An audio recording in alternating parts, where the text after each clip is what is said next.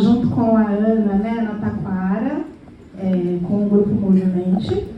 Queria convidar o Vitor Fernandes, que é o coordenador do 15 de Nós. Cadê o Vitor? Ah, tá aqui na frente, Vitor. O Vitor Fernandes. Queria convidar também a Rita Ribeiro, que vocês já conhecem, né, que compõe com a gente a equipe técnica. Isso. E o Roberto Andrade também, que está compondo com a gente a equipe técnica. Bem-vindo.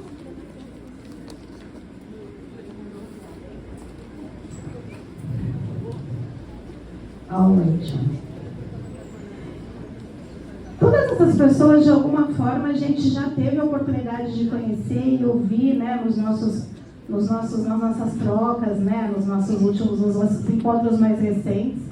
E agora a gente vai poder ouvir um pouquinho mais da experiência deles, né? A gente pode começar por quem? Por que a gente começa, Rita? Que é melhor? De lá pra cá, do Vitor? Beleza, então. Então vamos começar pelo Vitor. Pode ser, Vitor, pode ser. Maravilha. Democraticamente, a ordem da... Bom dia a todos, né? Muito feliz, né, de ver essa plateia linda aqui, né? Pessoas aqui que eu conheço, né? E os que eu não conheço, estou conhecendo agora. E eu vou contar um pouco da minha história e como está sendo minha experiência coordenando, agora que estou como coordenador do 15 de Nós. Bem, eu sempre ia muito em psicólogos e psiquiatras, e fui um psiquiatra também, por causa que eu tinha TDAH, que é o transtorno de déficit de atenção e hiperatividade, na minha adolescência. Eu sempre soube que eu tinha alguma coisa, só que eu não sabia o que era. Aí eu pesquisei e achei esquizofrenia. Eu fui ver o que era esquizofrenia e falei, opa, eu acho que eu tenho isso. Até que chegando na fase adulta, por volta dos 20 anos, eu tive meu primeiro surto. Foi nesse surto que eu fui internado. Eu fiquei na clínica de saúde de São Romão, em Santa Teresa, e lá eu fui muito bem tratado. Fiquei com um pouco de medo no início, mas graças a Deus não aconteceu nada assim de grave. Eu fui muito bem tratado lá. E quando eu saí, eu fui apresentado, eu fui acolhido pelo 15 de Nós, que é um grupo que faz parte do programa Entrelaços. Na época, o coordenador era o Henrique de Sá, e foi muito legal. Eu gostava muito das reuniões, tudo, dos nossos debates. Depois, o coordenador foi o Tiago. Ele é um ótimo coordenador, e eu fiquei muito grato, né, por ele ter passado essa responsabilidade para mim. Eu fiquei honrado dele ter passado essa responsabilidade, e eu não achei que eu sabia assumir essa função. Então eu estou aprendendo aos poucos, e está sendo muito gratificante para mim estar como coordenador no atual momento. As reuniões são online devido à pandemia, são de 15 em 15 dias, e a gente pergunta para os pacientes, para os usuários, como foram os últimos 15 dias deles. A gente compartilha nossas conquistas. Eu me formei em jogos digitais e estou fazendo licenciatura em História. E atualmente eu estou também como palestrante da CDF, que é um grupo que foi apresentado para mim pelo Tiago. Fico muito grato por ele ter me apresentado esse grupo também. Foi um grupo que me acolheu muito bem. Estou sendo treinado para dar palestras. como o nome do grupo é Comunidade Fala. É um grupo que também foi fundado por um usuário, o Richard, que ele é dos Estados Unidos, mas ele veio para o Brasil e ele está em ascensão nesse projeto maravilhoso que é a Comunidade Fala, que já tem em São Paulo, tem no Rio Grande do Sul, e eu fico muito grato por tudo isso. E no 15 de nós, eu fiz um cadastro dos participantes, cadastrei eles para eu conhecer melhor, entender melhor o que a realidade de cada um, as necessidades de cada um, os desejos de cada um, para que o grupo melhore. A gente aceita críticas também, que são muito importantes para que haja um melhoramento no grupo, né? E eu fico muito feliz por tudo isso. Muito obrigado.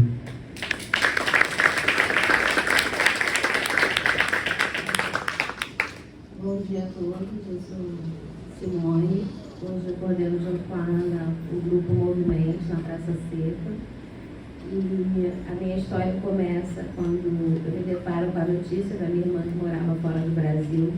Ela estava internada nos Estados Unidos e ela precisava voltar, porque o sistema de saúde de lá, nós reclamamos do nosso, mas o de lá é bem mais complicado que o nosso.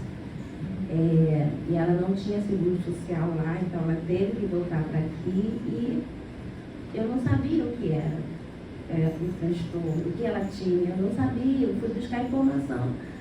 E eu não tinha tanta divulgação como a gente tem hoje, o grupo AME, são os psiquiatras dando informações no YouTube, naquela época eu não tinha isso.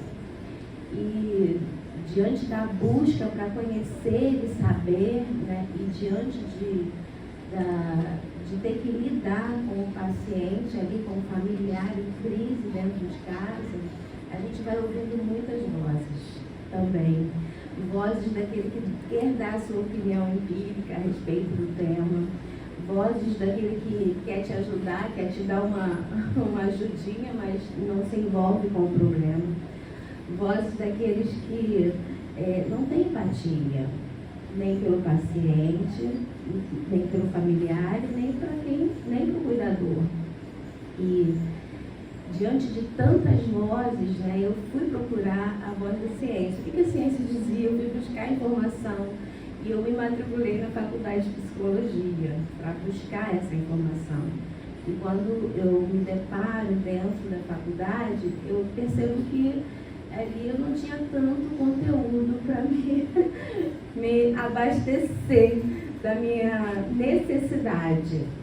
E quando a gente vai ouvir um pouco sobre as patologias, a gente ouve o que é a patologia, mas como manejar o comportamento do paciente, do familiar. Então, nesse processo, a voz mais importante que eu pude ouvir foi a voz do Entrelaços. Quando eu fui dentro dessa busca de conhecimento, fui numa palestra do Dr. Leonardo Palmeiras e nessa palestra ele apresentou o programa Entrelaços, além dele falar sobre o contorno, grupo de pares e tal. E foi assim, para mim, um divisor de águas, né? Então, eu entendo que, né, ainda que todas essas vozes que eu ouvi fossem de anjos, se não tivesse amor, nada adiantaria. É assim, parafraseando o apóstolo Paulo, né, nessa parte. E dando continuidade a isso, o que eu pude perceber que diante dessa demanda de cuidar, eu ia precisar exercer algo fundamental nesse cuidado. Porque é muito estressante, é desgastante cuidar de uma pessoa com adoecimento psíquico e eu não podia deixar esfriar esse amor do cuidado. porque o amor tudo espera, tudo suporta. Né? Então, ouvir, me deparar com um grupo Entrelaço, perceber que pessoas tinham histórias de cuidado, histórias como da Ana e do Jonathan de superação, como da de Tiago. Então, isso para mim foi olhar e perceber, nossa, é possível. É possível caminhar com o familiar em busca de melhor qualidade de vida. E estar com a Ana ali no grupo Movimente, no grupo de apoio a essas famílias, acolher essa família. Não com uma fala, mas com uma escuta ativa, uma escuta empática. E a gente pode exercer isso através dos nossos encontros ali. E fazemos online, fazemos presencial, a gente tenta conciliar e dar esse acolhimento a essa família para que ela possa ter aquilo que eu recebi lá atrás. Eu pude caminhar com a evolução da minha irmã, hoje ela está estabilizada, está bem, está exercendo uma profissão e hoje a gente consegue conversar a respeito do diagnóstico dela, a falar a respeito dos sintomas, como se eu estivesse sanando algumas dúvidas dela que antes não era possível. E só foi possível porque eu aprendi a manejar o comportamento, tanto o meu quanto dos meus outros familiares também, para aprenderem a lidar com os sintomas que ela apresentava. Então, essa é a importância do grupo e por isso eu me coloco à disposição ali junto com a Ana para estar atendendo, acolhendo, para que outras famílias possam receber aquilo que eu recebi lá atrás. Obrigada.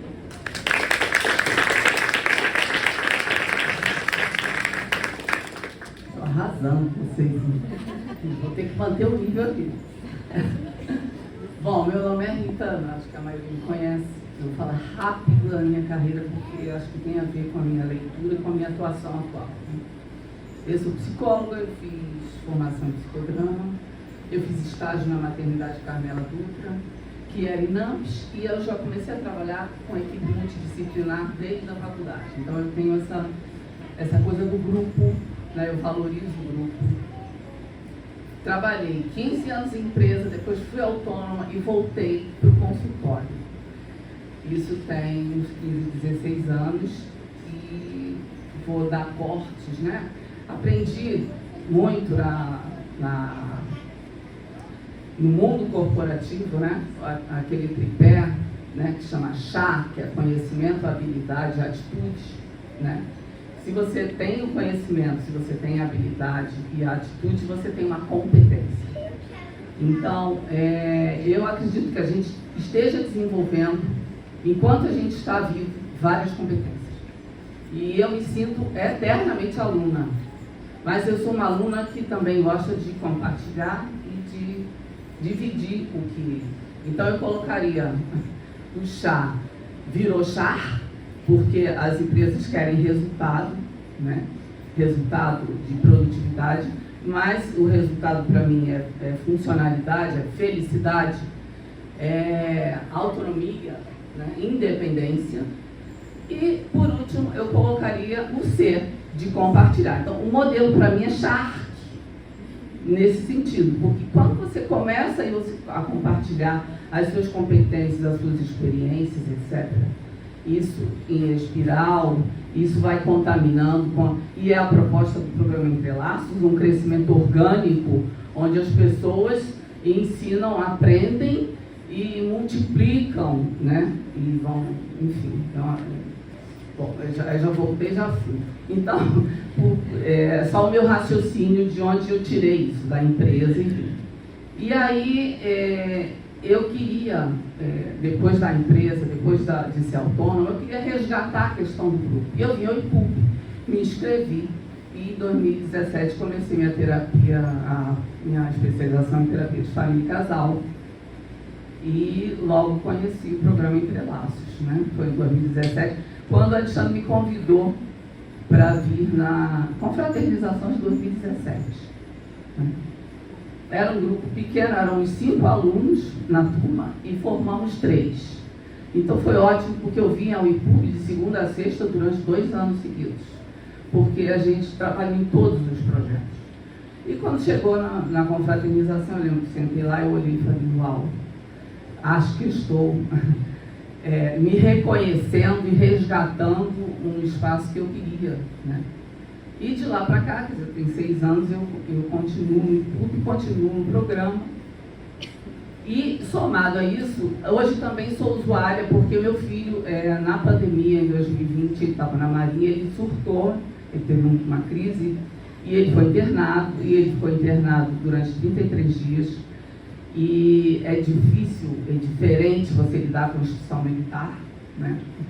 E eu só fui, e só tomei algumas atitudes por causa do IPUB, do programa Interlaços, né? Porque lá você não se relaciona com o médico, você se relaciona com a instituição. Você não tem acesso à agenda de ninguém, a horário de ninguém, a zap de ninguém. Então, cada vez que a gente ia, e era pandemia, né, a visita era 1 hora por semana. E aí o pai dele de Minas vinha, me pegava, a gente almoçava, e ele ficava meia hora com meu filho e eu ficava meia hora com meu filho. E aí a gente ia para o ambulatório para conversar com algum médico que estivesse. E aí ele acessava o terminal e dizia, não sei o quê, mas qual é o diagnóstico, mas qual é a medicação, mas qual é a evolução, estou achando melhor, estou achando pior. Aí o que estava ali no terminal falavam, e a gente viu que ele foi piorando. E aí até um dia que eu falei, eu vou lá na sala do comandante dessa instituição, fui de máscara, bati na porta. Quando eu abri, ele me olhou, deu 3 passos para trás, abriu a janela, achou que eu ia contaminá-lo, né? Provavelmente, falei, o comandante, eu não vim contaminá-lo, eu sou a fulana de tal, me apresentei, falei de tudo, falei do meu filho, etc, etc. Aconteceram N erros, tá? Que eu não vou colocar aqui, porque não é o fórum. Mas eu queria ouvir dele, que comandava os residentes ou tenentes, né? Ele disse, olha, eu não tenho nenhum diagnóstico ainda. Falei, sim, mas qual é a conduta? O que vocês estão tratando? O que ele está tomando? Se ele está oferecendo resultado? Não, está muito cedo ainda, Isso tinha 15 dias.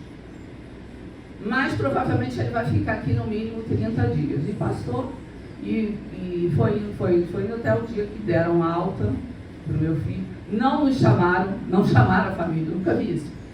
Quando tem alta, alguém da família tem que se apresentar, tem que receber um feedback, uma orientação. Levaram ele para o quartel, só para vocês terem uma ideia. Ele ficou o dia inteiro, que a gente não sabia.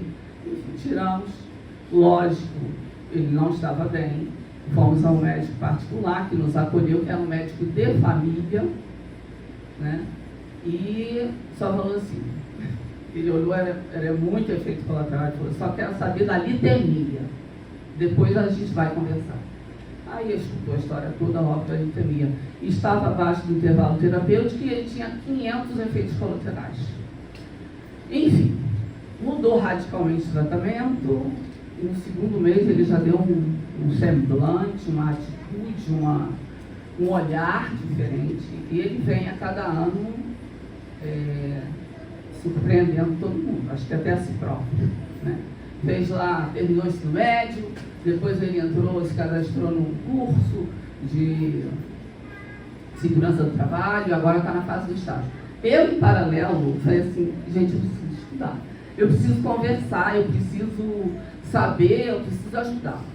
Em paralelo, eu me associei à Associação de Terapia de Família, participei um ano da equipe clínica, lá da parte científica, estudei bastante, depois eu falei, não, quero outra coisa.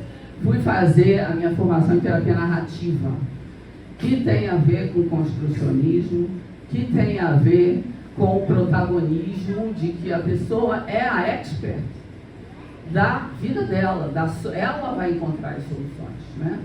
Que me trouxe Foucault, que traz a questão do poder, né? Do exercício do poder, e não de quem detém, mas de quem exerce, né? Então, do micropoder.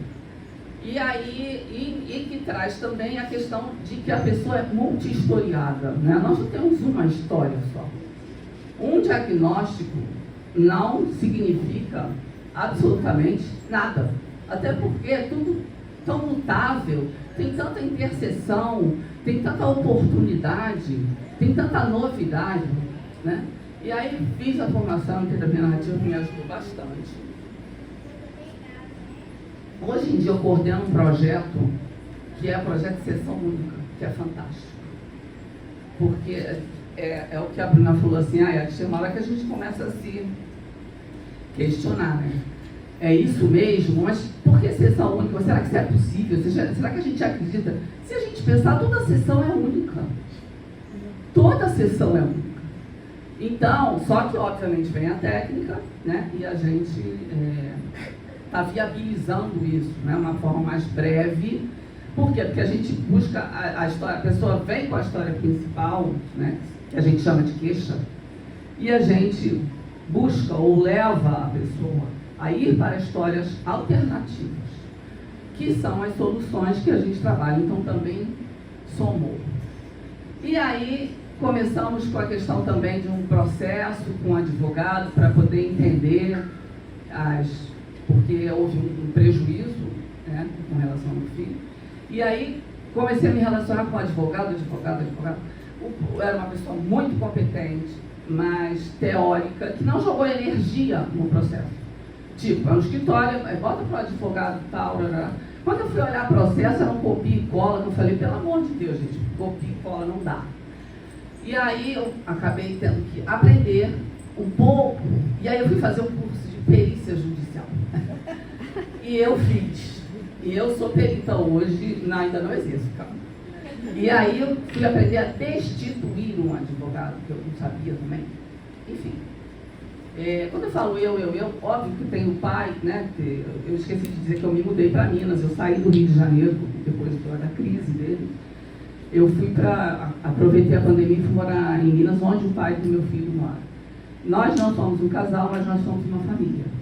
E nós somos vizinhos. E aí também veio uma outra figura que ajudou muito, que é o cachorro. Cão maravilhoso, a paixão da família. Bom, então hoje é assim, a gente mora no mesmo prédio, a gente se ajuda, a gente vai junto às consultas, né?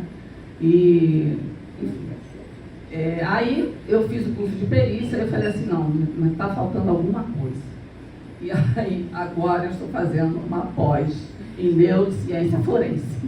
Porque eu quero ir. Porque um grupo que a gente estava discutindo sobre as questões, né, para o Congresso, e um assunto foi por que quando acontece a perícia, não necessariamente é feita por psiquiatras. Porque eu vejo que cada psiquiatra tem um olhar diferente. E imagina uma pessoa que não tenha a formação psiquiátrica. Né? Então a gente conseguiu isso, né? Colocar lá esse ponto para levar para Brasília para o Congresso lá. Perícias da saúde mental, não é nem da doença mental, é da saúde mental, exercida por psiquiatras. Então eu estou me preparando para ano que vem ter uma nova carreira. Né? E o Entrelaços me traz isso, me permite e me alavanca para isso. Né? E acho que é isso, gente. Eu acho que não vou falar mais não.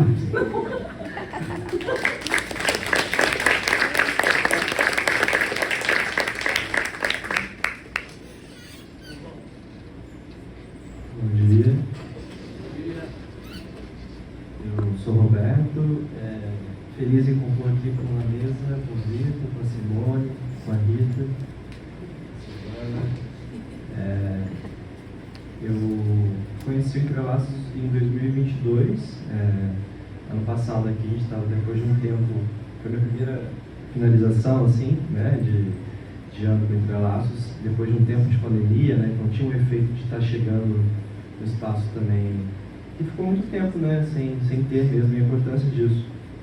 Eu conheci em 2022 a partir da especialização em terapia de família, primeiro a partir de colegas que já estavam antes no programa, e com a literatura também, né, da dissertação do Leonardo, dos artigos que eram produzidos, e eu já ficava um pouco, né, sentindo-se chamado para poder estar junto, né. Eu já fazia muito sentido para mim estar trabalho em grupo desde a minha graduação, que foi em psicologia, eu sou psicólogo, e acho que diferentes grupos, acho que diferentes propostas, formatos, não só de estudo, de pesquisa, de assembleia.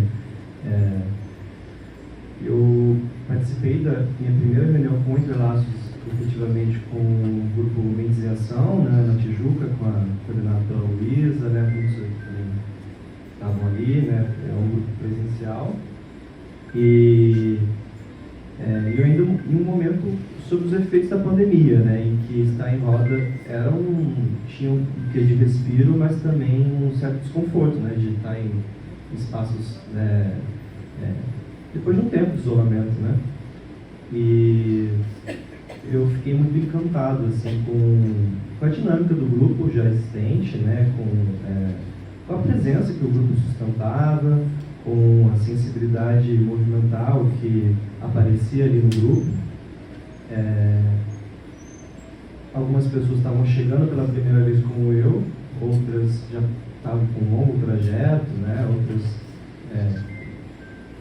já chegado, E esse contato foi bem importante para mim na formação de terapia de família, que de um modo tem um processo que é terapêutico também para nós, que é de supervisão, de poder falar das angústias, e também de construção, porque a gente se afeta muito, escutando as famílias, e acho que é um pouco a partir desse afeto que movimenta alguns deslocamentos, E um dos deslocamentos importantes para mim foi pensar essa descentralização do especialista, que é uma especialização, mas como a gente questionar isso, esse lugar do especialista, aquele que vai, ou do profissional de saúde, aquele que é referenciado à saúde, só como se fosse específico desse profissional, e pensar não só problematizar o espaço de cuidado, mas sobre a promoção de saúde.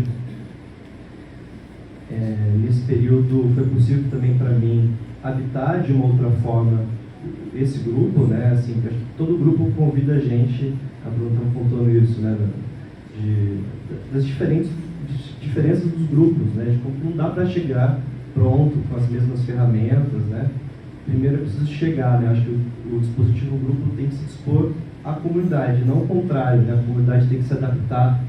E isso sempre é um desafio também, de chegar nesses grupos. E foi um momento que foi possível para mim também partilhar questões da minha família, um momento que eu estava, um membro da família estava passando por uma séria crise, e isso pôde movimentar, e também que eu estava iniciando a minha escrita sobre a experiência do luto no acompanhamento com os familiares, que foi que eu finalizei esse ano. Mas eu estava ali e eu acho que foi um pouco disso que me auxiliou também a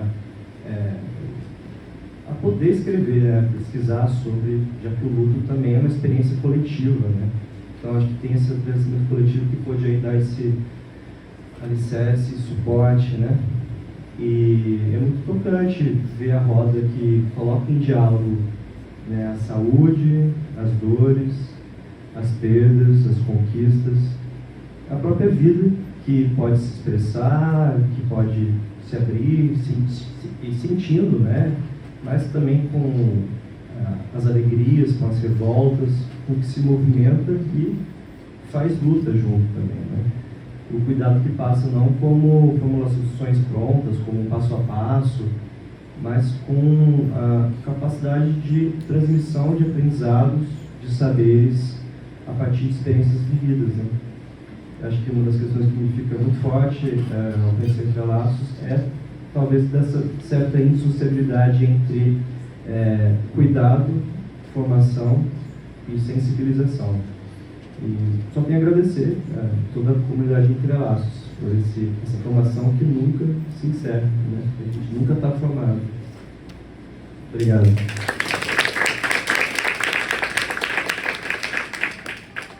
Eu não sei como é que a gente está de tempo, porque eu subi as pressas aqui, eu estou sem relógio, mas se puder me dar Tenho 10 minutos. Nossa, gente, quanta coisa linda, né? Assim, não sei nem por onde começar, mas eu queria só dar também a minha própria contribuição, que eu acho que tem uma questão que é comum aqui a todos, que é, acho que todos nós chegamos, ninguém chegou aqui por acidente, né? Todo mundo teve um movimento de ativamente ter uma situação que levou a procurar, né, saber mais sobre uma determinada questão. Na maioria das vezes por uma questão da nossa necessidade no cuidado com algum familiar ou com a gente mesmo, né?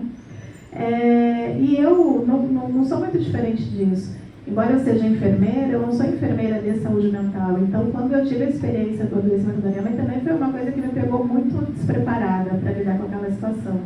E eu cheguei aqui porque eu comecei a procurar também entender mais o que estava acontecendo, né?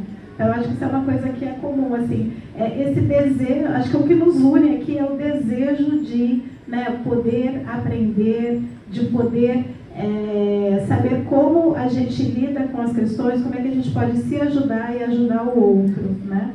Então, eu acho que essa é uma questão que é muito, muito, muito forte. E aí eu queria até abrir um pouquinho assim para que quem queira colocar alguma questão para os nossos convidados aqui, porque são coisas tão interessantes. Eu anotei muitas coisas aqui, mas eu queria dar espaço para que as pessoas pudessem também fazer alguma pergunta para os nossos convidados aqui da mesa.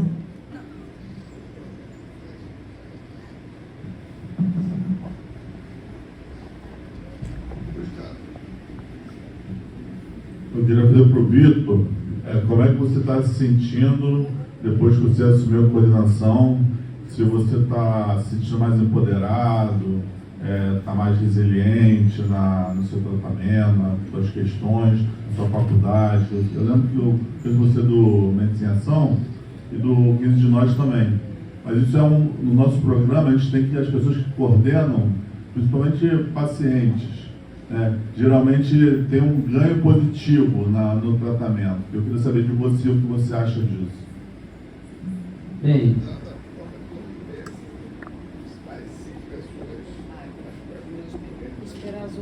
mais alguém quer fazer uma pergunta para aí respondem? Seja para o Vitor, que é o coordenador do 15, Simone, que é coordenadora do movimento, Rita, que participa, organizando muitas vezes, participando da organização dos eventos, né? Roberto está entrando agora. Alguém tem mais alguma pergunta?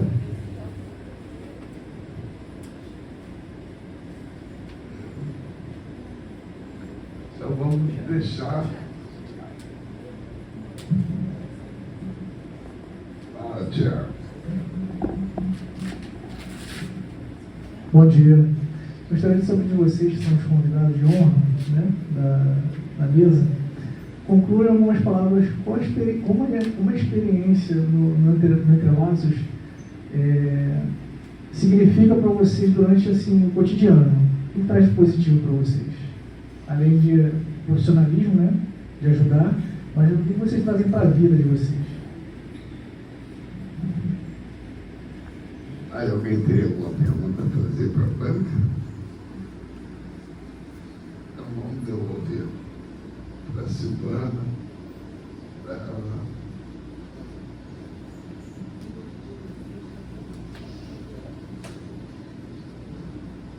Acho que a gente pode começar pelo Vitor, né? Você quer responder a pergunta do Gustavo? com certeza. Bem, Gustavo, é um prazer que você esteja aqui. E assim, a gente tem que sempre ser humilde, né? Independente do cargo que a gente ocupar. A gente tem que ser humilde. E eu estou muito feliz de estar como coordenador. Eu nem digo sou coordenador, eu digo estou. Porque e é uma responsabilidade muito grande, né? De eu estar fazendo parte dessa luta contra o estigma, essa luta contra o capacitismo. Ontem mesmo eu fui num congresso que aconteceu lá no Flamengo, que foi o segundo congresso do SESC de Políticas Inclusivas.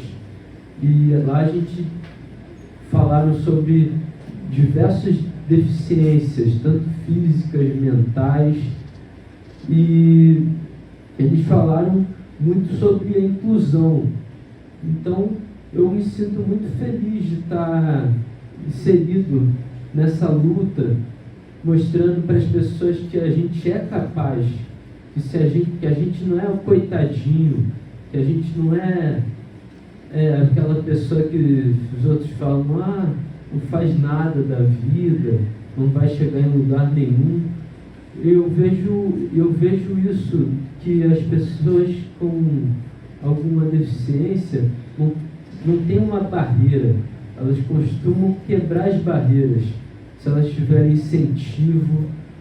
Isso foi muito falado, inclusive, ontem na política, no congresso do SESC, da política inclusiva, que a gente tem que sempre motivar, sempre ser motivado, motivar e ser motivado.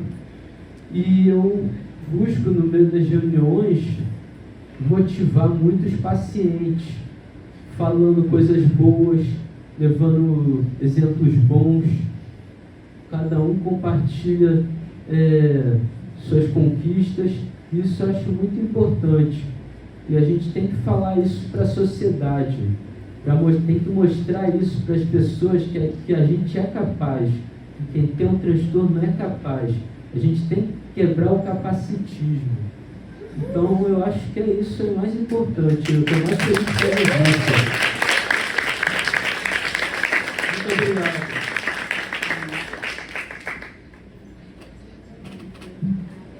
Acho que agora em relação à pergunta do Thiago, né? Como é que o Entrelaços também afeta a vida de vocês, né? O Entrelaços, ele nos faz abrir a mente. Vou usar o nome dos grupos, né? É possível. Abrir a mente, ver que é possível e fazer um movimento, que é isso que a gente está fazendo aqui. De empoderamento dos usuários, de empoderamento da pessoa que possui a esquizofrenia, né? A quebra de estigma. Somos nós que vamos fazer isso, porque a sociedade é uma pedra resistente que precisa ser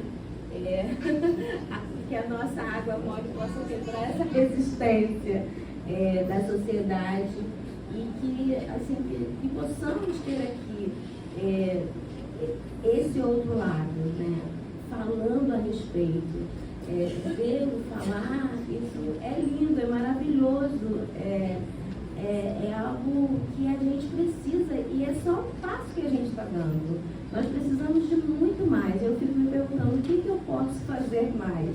A gente fica com a Ana. Ana, a gente precisava fazer mais um movimento em relação aos nossos acompanhamentos, né, o atendimento à família. E a gente se coloca nisso, né, nesse papel de colocar as pessoas, os familiares, nesse protagonismo para melhor conduzir as suas vidas. Difícil falar depois de vocês, hein? Mas eu tenho uma experiência interessante no Entrelaços, que durante a pandemia a gente não se via, né? Eu estava em Minas e a gente fez muitas coisas virtuais. Eu achei isso muito interessante. E eu trabalhei mais com os participantes, com os familiares, com os usuários, né? E aí depois quando a gente colocava o programa no ar, né? Aí também a equipe técnica trabalhava. Então eu vi a potência das pessoas, sabe? Isso é muito importante, a potência das pessoas. Eu falo para o meu filho agora, o médico dele, ele tem um médico mineiro, um médico do Rio de Janeiro, e o médico dele se aposentou. Ele teve um problema de saúde lá, 82 anos, e a gente foi num outro médico lá que ele não gostou. E ele já deve ter conhecido uns 20 psiquiatras, porque na Marinha uns 15, né? No mínimo.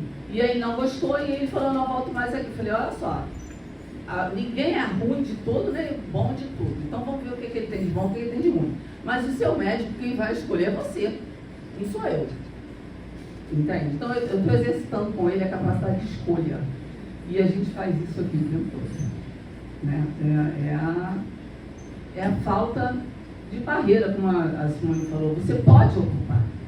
Você pode e você vai ocupar, se você quiser. E se você tiver o suporte para ocupar. E acho que o programa Entre Laços faz isso para a comunidade. Tá?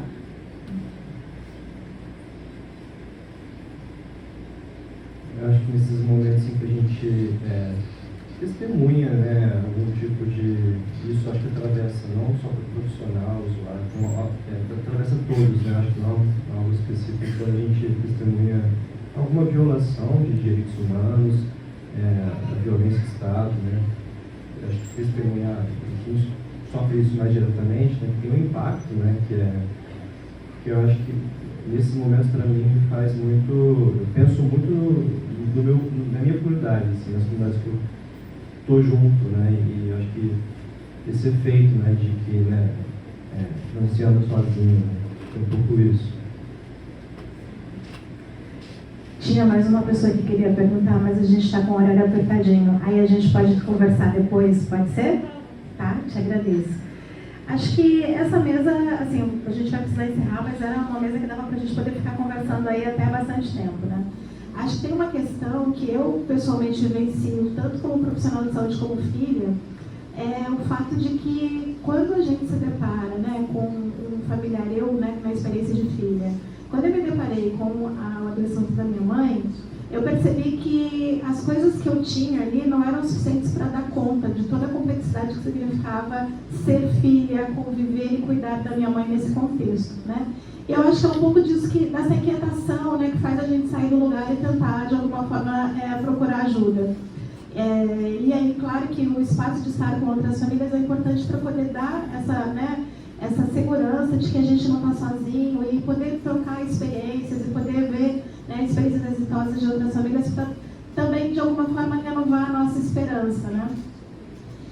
Mas eu acho também que é importante a gente pensar no fato de que, se nesse momento nós, como familiares, né, ou as pessoas que estão, né, também vivenciando, né, nas suas vidas o processo do adoecimento, se a gente está percebendo que as coisas como estão não são suficientes para suprirem as nossas demandas, as nossas necessidades, né, o que a gente pode fazer além desse movimento que é muito importante, que é de buscar informação, né?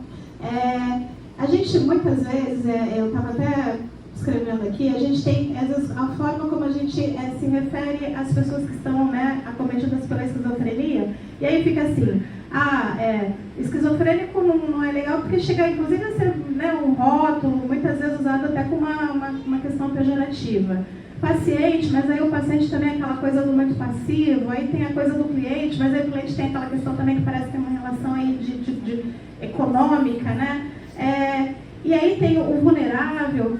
E aí, ultimamente, eu tenho ouvido um conceito que me chamou a atenção e que não é vulnerável, né? É pessoas vulnerabilizadas. Não necessariamente em relação à esquizofrenia, mas a outras questões de saúde. Porque, na verdade, a vulnerabilidade não está na pessoa. A vulnerabilidade está no entorno, né? Então, é no contexto familiar, no contexto das políticas públicas, do acesso à saúde, a trabalho. Então, na verdade, não é a pessoa que tem a governabilidade sobre isso, né?